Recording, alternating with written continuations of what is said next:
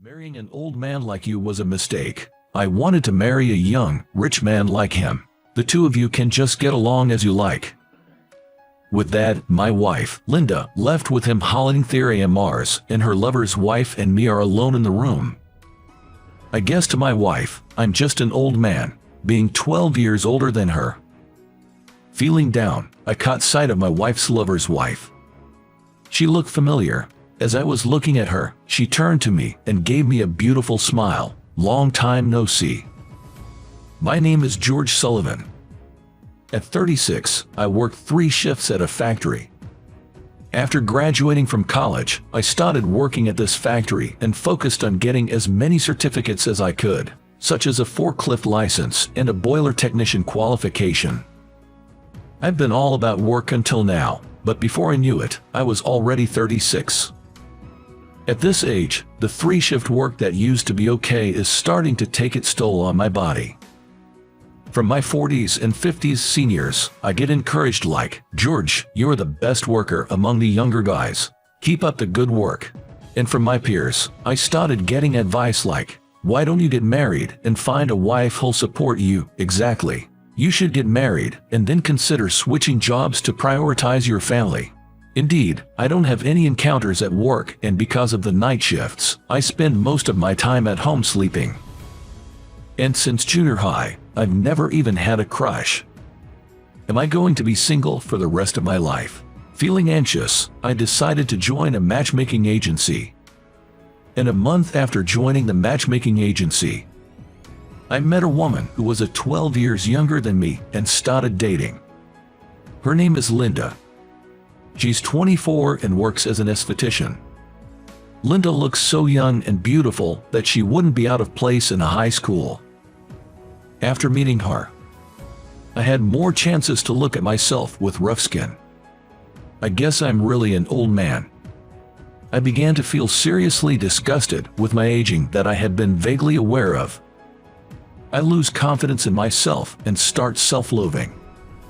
In contrast to me, Linda always behaved very brightly. "Hey, when can we meet next? Where do you want to go? I'll think about where to go."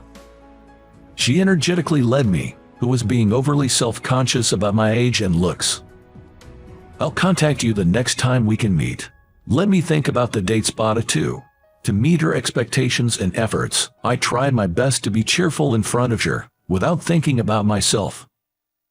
Working 3 shifts, I made time to meet her in the limited free time I had during the day. And we decided to leave the matchmaking agency as a married couple 6 months after meeting. After we left the matchmaking agency, we had a meeting with both families, prepared for the wedding, and planned our honeymoon. Furthermore, we decided on a new home to start our life together. Before I knew it, the busy days were over, and my married life with Linda began. Our marriage life started immediately. It was finally time for my wife to voice her pent-up complaints. As if she'd been waiting to do so, she started expressing her dissatisfaction with me. "You're always working night shifts and sleeping all day. We can't even go shopping together. We never have a conversation. It's audacious of you to expect me to understand everything without you saying anything." Every time she looked at my face, she would spew such grievances. To make matters worse, I caught my wife complaining about me on the phone with her friends. "He's 12 years older. He's definitely an old man. He even smells. I should have married someone younger." I tried my best to deflect my wife's complaints, but my already fading self-confidence was further eroded. I knew it. Linda and I are mismatched. Linda deserves a younger, more attractive man. Then why did Linda marry me? I would ponder such things after finishing my night shift, my mind hazy with fatigue. And then, when I stopped by the convenience store to buy an energy drink, I ran into my wife with a young man. "Linda, who is this? Are you having an affair?" I looked at Linda and the man next to her with a puzzled face. The man she was with wouldn't even meet my gaze. Then, Linda said, "He's my cousin. We've always been close. Don't accuse me of cheating just like that." And she grabbed the man's arm and left the convenience store. I had been to my wife's family home several times after marriage and had attended family gatherings. But most of them were uncles and aunts in their 60s. It would have been noticeable if there was someone that young.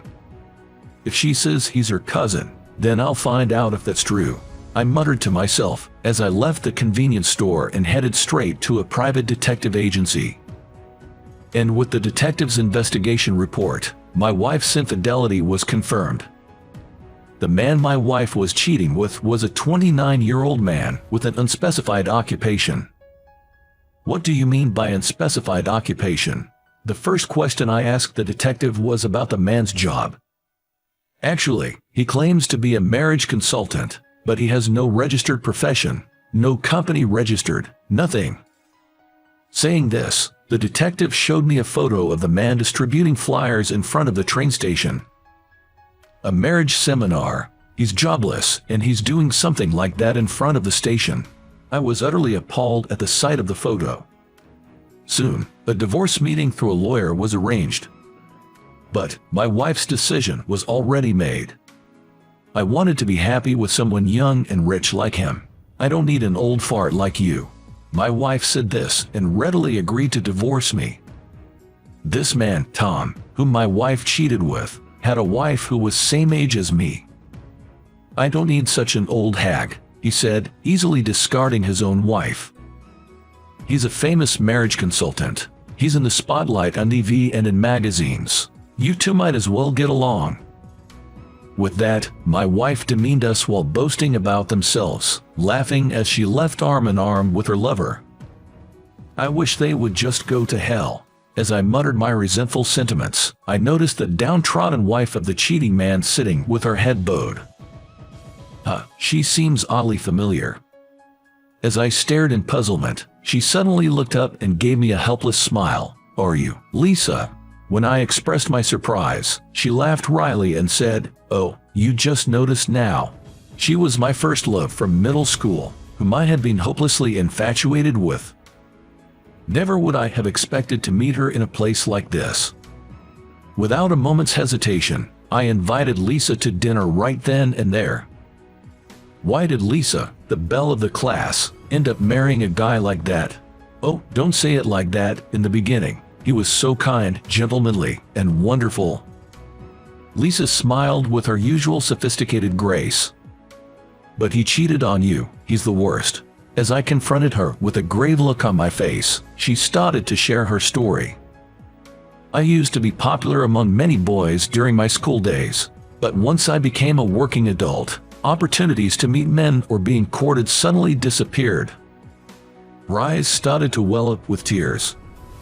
Furthermore, my father passed away from cancer right after I graduated from college. My mother fell into depression because of that, and I had to work hard to take care of her. I was the only one who could support my mom. She said, trying to hold back her tears while forcing a smile. I was so busy with work and taking care of home that I didn't have time to consider marriage. I felt pathetic as I passed my prime marriageable years, so I ended up meeting my husband at a marriage seminar out of desperation. Really, I said, shocked and speechless. She showed me a cutout article from a magazine. The article was about the man, my ex-wife's affair partner. Hot scoop. Famous actress finds love with dating coach, Tom. As I curiously browsed the article, she spoke.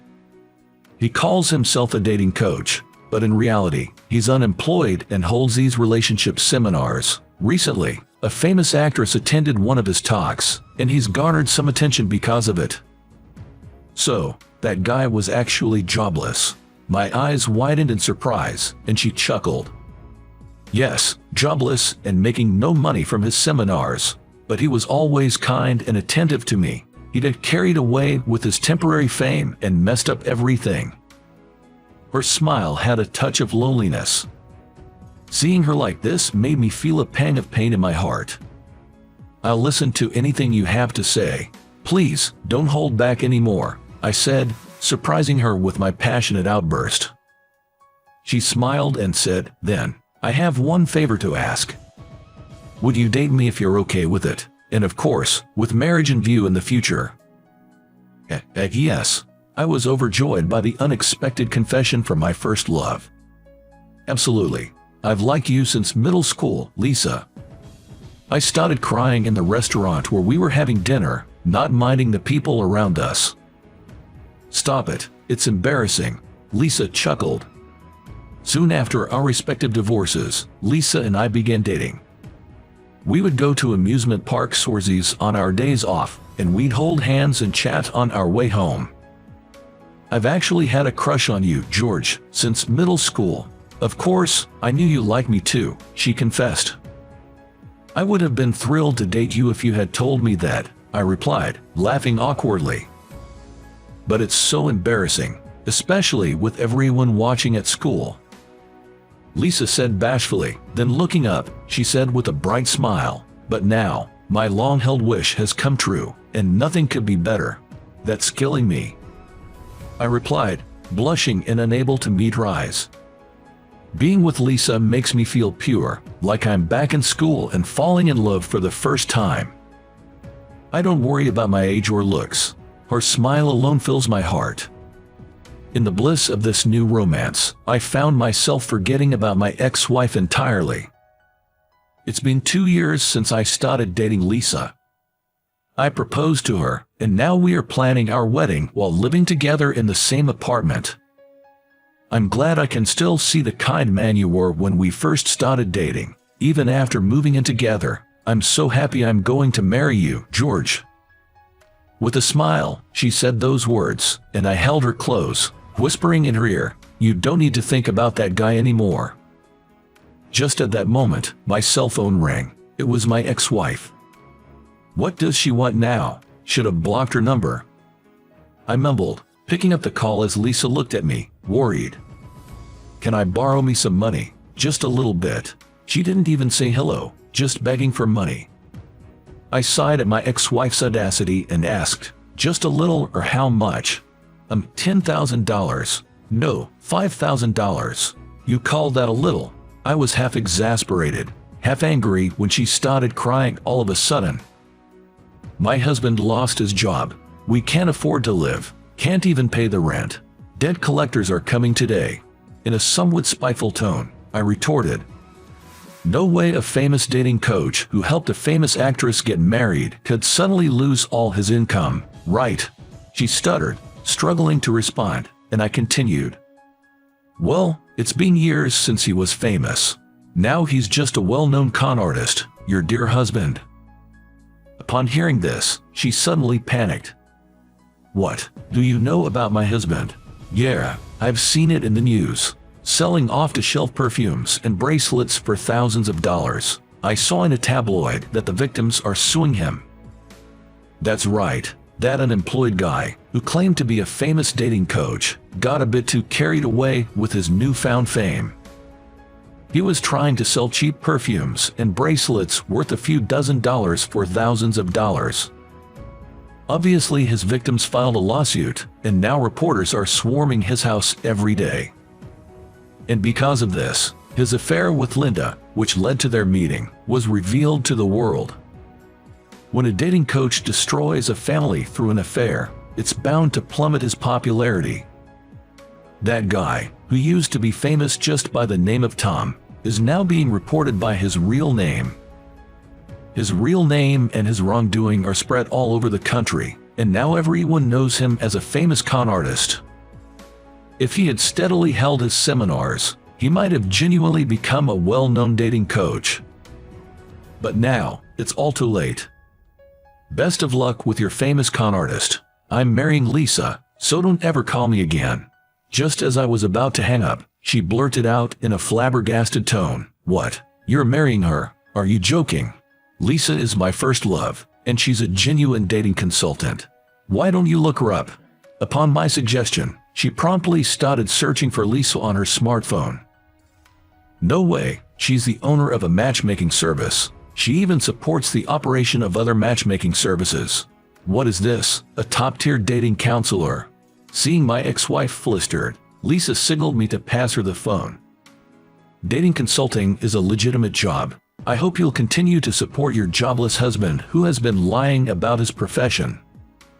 My ex-wife had nothing to say to Lisa's words. She remained silent and hung up the phone. Not long after, I had a beautiful wedding ceremony with Lisa, and we have been leading a blissful married life ever since. Hope you enjoyed the story. Subscribe the channel and it will give me motivation to create more content. See you in the next video.